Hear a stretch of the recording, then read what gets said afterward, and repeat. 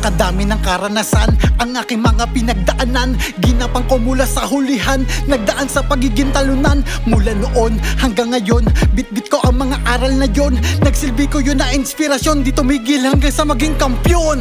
Akala mo madali pero hindi, kumapit sa pinahaba na PC. Dahil di ka tatagal kung maiksi, habang nilalarga sugot ang daliri. Kaya kadalaban ang tinutodo, ang humarang sa daan tinutoro. Di mo ako dito pwede mabobo, lalo na kung isa ka lang turuan na loro. Pagdating sa musika, maiyahambing mo ko sa isang latero, na kapag bumubuo ng mga letra ang kinalalabasan ay solido. Dahil dito ko naginugol ang buhay ko sa pagiging isang musikero. Gagawin ko ang lahat para mapahanay sa maharlikang may hawak na pistolero. Karapat dapat naman na, kasi binuhat ko na mag-isa. Dumaan ako sa tamang proseso, di ako sumor katulad ng iba. Pag mangyaring ako'y masinagan, papakita kung paano kalagan. Gigil na ako na makipagdaragan sa mga nasa itakasan ng hagdan. Dahil teknik ko dipetik, siksik, mga titik, pumilantik, lumalagitik, mga pantig, patitinig, himig na galing sa aking bibig. Sa tenga babakat, pagkat angat, sinobrahan ko na kasi ayoko na sapat lang. Kaya ang ginawa ko ay di ko tinipid, binigay ko ang lahat. Iyong pakinggan, mga nilalaman, kung paano ko niluto at paano ginalawan. Mga di pa bumilib, ngayon ay mauga. Papakita ko sa'yo kung paano ako tumugma. Ito ang mga paabiso sa mga Poncio Pilato. Hindi pa ako kontento sa aking mga panalo. Dadagdag kong karangalan, mapabilang ako dito bago ako maging isang dugo maharlika. Hanggang sa makaisa,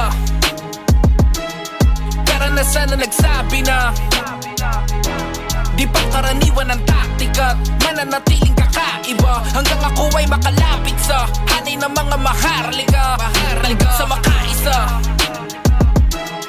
karanasan na nagsabi na di pangkaraniwan ang taktika, mananatiling kakaiba. Hanggang ako ay makalapit sa hanay ng mga maharlika.